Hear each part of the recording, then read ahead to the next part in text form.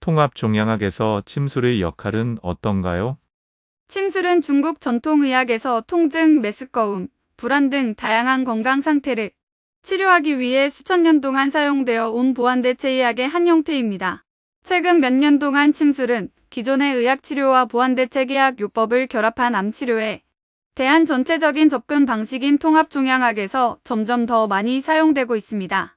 연구에 따르면 침술은 화학요법으로 유발된 메스꺼움과 구토, 피로, 일과성 열감, 통증과 같은 암치료의 부작용을 완화하는 데 도움이 될 수 있습니다. 그러나 증거는 여전히 제한적이며 암치료의 맥락에서 침술의 효능과 안전성을 확립하기 위해서는 추가 연구가 필요합니다. 침술이 수술 또는 화학요법 또는 방사선요법과 같은 기존의 암치료를 대신하여 사용되어서는 안 된다는 점에 유의하는 것이 중요합니다. 통합종양학을 위해 침술을 고려하고 있다면 침술이 안전하고 적합하며 기존의 암치료를 방해하지 않도록 의료 서비스 제공자와 상의하는 것이 중요합니다. 암 환우에게 어떻게 도움을 줄 수 있고 그 기전은 어떤가요? 침술이 암 환자에게 작용하는 정확한 메커니즘은 아직 완전히 이해되지 않았지만 신경계에 영향을 주어 통증 인식, 면역 반응 및 호르몬 조절과 같은 다양한 생리 기능을 조절하는 것으로 생각됩니다. 암 환자의 경우 침술을 사용하여 질병 및 치료와 관련된 증상을 완화할 수 있습니다. 예를 들어 화학요법과 관련된 메스꺼움과 구토를 줄이고 피로와 수면 장애를 개선하고 통증과 기타 증상을 줄이고 스트레스와 불안을 완화하는 데 도움이 될 수 있습니다. 침 치료로 치료할 수 있는 항암제 유발 부작용은 어떤 것이 있나요? 침술은 다음과 같은 화학요법의 부작용을 조절하는 데 효과적인 것으로 나타났습니다. 첫째, 메스꺼움 및 구토. 침술은 화학요법으로 유발된 메스꺼움 및 구토를 줄이는 데 효과적인 것으로 나타났으며 특히 항구토제와 함께 사용할 때 더욱 그렇습니다. 둘째, 피로. 암 관련 피로는 화학요법의 일반적인 부작용이며 침술은 암 환자의 피로 수준을 줄이는 데 효과적인 것으로 나타났습니다. 셋째, 통증. 침술은 화학요법 유발 신경병증을 포함하여 암 및 그 치료와 관련된 통증을 줄이는 데 효과적일 수 있습니다.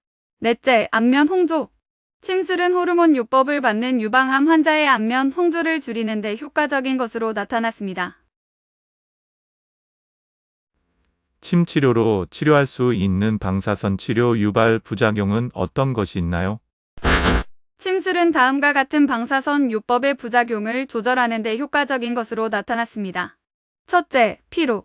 방사선 요법 관련 피로는 암 치료의 일반적인 부작용이며 침술은 방사선 요법을 받는 암 환자의 피로 수준을 줄이는 데 효과적인 것으로 나타났습니다.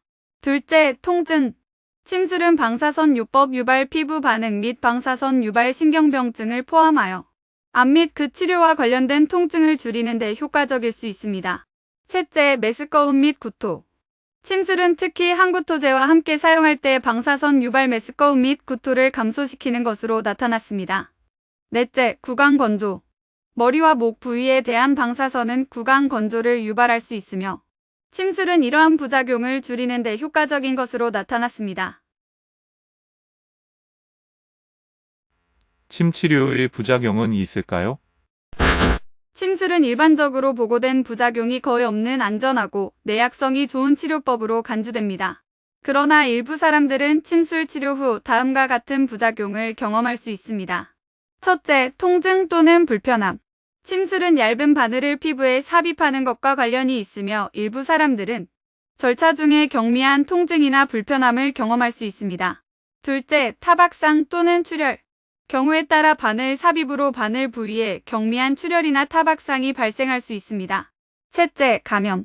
침술과 관련된 감염의 위험이 약간 있으며 특히 바늘이 적절하게 멸균되지 않은 경우에 그러합니다.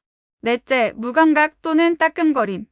일부 사람들은 바늘 부위 또는 자극되는 신경 경로를 따라 무감각 또는 따끔거림을 경험할 수 있습니다. 다섯째, 현기증 또는 기절. 드물게 침술이 현기증이나 실신을 유발할 수 있으며 특히 이러한 증상이 나타나는 경향이 있는 사람들에게 그러합니다. 이러한 부작용은 일반적으로 경미하고 수명이 짧으며 일반적으로 침술의 이 점이 위험을 능가하는 것으로 간주된다는 점에 유의하는 것이 중요합니다. 침수를 고려하고 있다면 안전하고 적합한지 확인하기 위해 의료 서비스 제공자와 상의하는 것이 중요합니다. 마무리 말씀 부탁드립니다. 최근 유행처럼 퍼져서 재미삼아 해봤는데 정말 정리를 잘하네요. 요점 정리는 오히려 저보다 더 잘하는 것 같기도 합니다. 영어 자료를 주로 하고 있다고 들었는데 그래서인지 약간 서양이네. 눈에 보이는 침 치료에 대한 내용도 보이긴 합니다.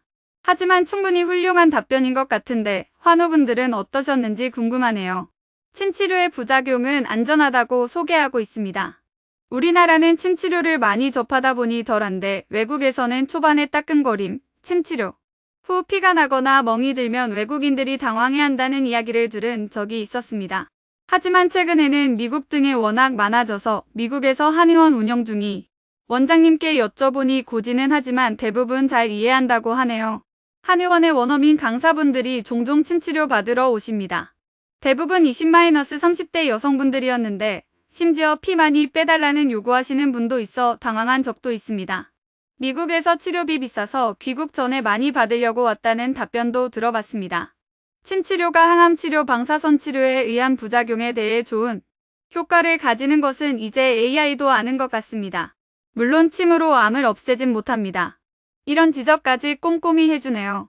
인공지능마저도 침치료가 암치료 중에 많은 도움을 준다고 하는데 부작용에 고생하지 마시고 침치료도 한번 시도해보시면 어떨까요?